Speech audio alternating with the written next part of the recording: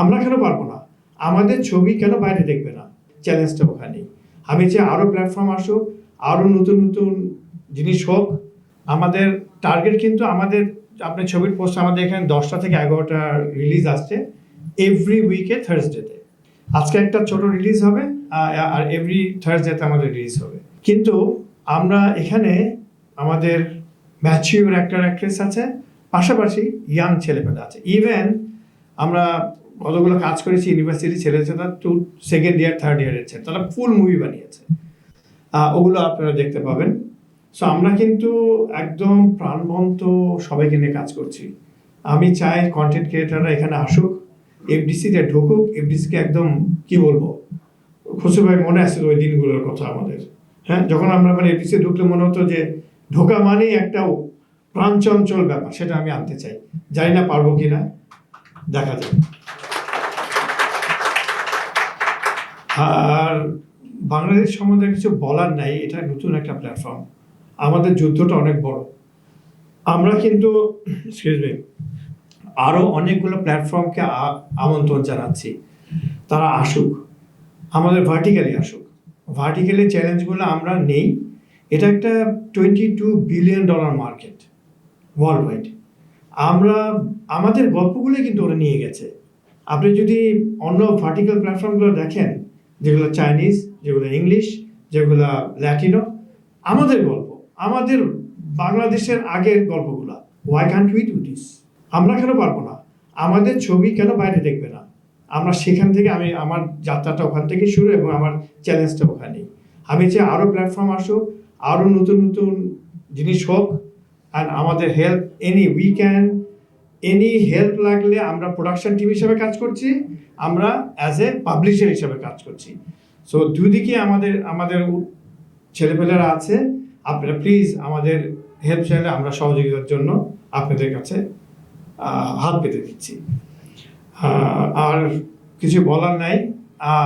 Actually গম্ভীর হয়ে যাচ্ছে because আমার বাবার এখানে প্রথম বাংলা ছবির পরিবেশক। আমি মিস করে গিয়েছি আমার চাচা সারেন্ডার ছবি, খুবই নাম করা ছবি। আমাদের অনেকগুলো হল ছিল, আমাদের এফডিসির ফিল্ম সাপ্লাই থেকে শুরু করে ক্যামেরা, এভরিথিং আমরা ছিলাম। আমরা আবার ফেরত আসতেছি। এফডিসিকে নিয়ে আমরা কি করি আপনারা দেখবেন। সবচেয়ে বড় কথা যে যখন আমরা নিজে সুস্থ বিনোদনের কোনো একটা ক্ষেত্র তৈরি হচ্ছে, কোনো একটা রাস্তা তৈরি হচ্ছে, এটা আসলে খুব অ্যাপ্রিসিয়েট করার মতো। কারণ আমরা আমাদের যে সামাজিক যে অবক্ষয় বা যে সোশ্যাল প্রবলেমগুলো নিয়ে আমরা কথা বলি বা যেগুলো নিয়ে আমরা বিপর্যস্ত, সেগুলো আসলে সুস্থ বিনোদনের মাধ্যমেই মানুষের এই মানসিক অবস্থা থেকে বের হওয়া বা উত্তরণ সম্ভব। এবং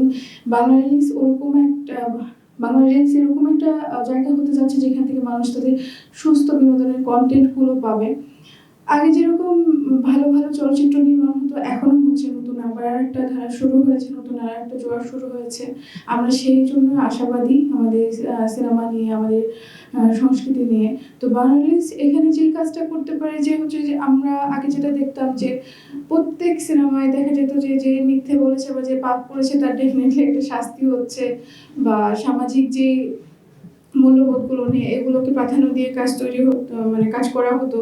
তো তখন থেকে কিন্তু সিনেমাও মানুষের ভিতরে সেই ছোটবেলা থেকে ওই উপলব্ধিটা বা ওই বোধটা তৈরি করে দিত বা দিয়ে দিত যে হচ্ছে না, তুমি যদি কখনো অন্যায় করো তাহলে তোমার সাথে অবশ্যই খারাপ হবে, বা তুমি যদি ভালো থাকো সততার অবশ্যই একটা পুরস্কার থাকে। তো এরকম মূল্যবোধগুলো আসলে মানুষের ভিতর তৈরি হওয়া, মানুষের ভিতর থাকা ভীষণ জরুরি। কারণ এগুলোই আসলে একটা মানুষ ছোটবেলা থেকে যেটা লালন করে বড় হয়, কোথাও না কোথাও বড় হয়ে তার ব্যক্তিত্ব বা তার পুরো জীবনযাপনের সাথে সেটা জড়িত থাকে। বাংলাদেশ ওরকম সুন্দর সুন্দর কন্টেন্ট তৈরি করুক, যারা প্রজন্ম যারাই আছেন, যেই প্রজন্মেরই হোক না কেন, তারা যেন সুস্থ বিনোদন পান, আমাদের দেশ, আমাদের সংস্কৃতি সুন্দর হোক। এবং সবচেয়ে বড় কথা, আমরা দেশের গল্প বলি, আমরা আমাদের নিজস্ব সংস্কৃতির গল্প বলি, আমাদের নিজেদের জীবনযাপন তুলে ধরি, যেটা কিনা পুরো পৃথিবীভাবে ছড়িয়ে যাবে। আমি জানি না বাংলাদেশ আসলে আন্তর্জাতিকভাবেও তো নিশ্চয়ই সবাই দেখতে পাবেন, ওই পর্যন্ত পৌঁছাতে পারবেন। তো ওই পর্যন্ত পৌঁছাতে পারলে আমরা যেন আমাদের নিজস্ব কালচার, আমাদের নিজস্ব স্বকীয়তা, যা কিছু আমাদের নিজস্ব পোশাক আশাক, আমাদের খাওয়া দাওয়া, ইনফ্যাক্ট আমি খুব মিস করি একটা জিনিস, যেটা এখন বেশ ভালোভাবে কিছু ছবিতে আমি দেখলাম যে যে কোনো কন্টেন্টের ভিতরে যে তাদের জীবনযাপন, তাদের হচ্ছে পোশাকের অভ্যাসটা কেমন, তারা পোশাকটা কেমন পরছে, তাদের ব্যাকগ্রাউন্ডটা কেমন, আর্ট ডিরেকশনটা কীরকম হচ্ছে, তাদের খাওয়া দাওয়া কী খাচ্ছে।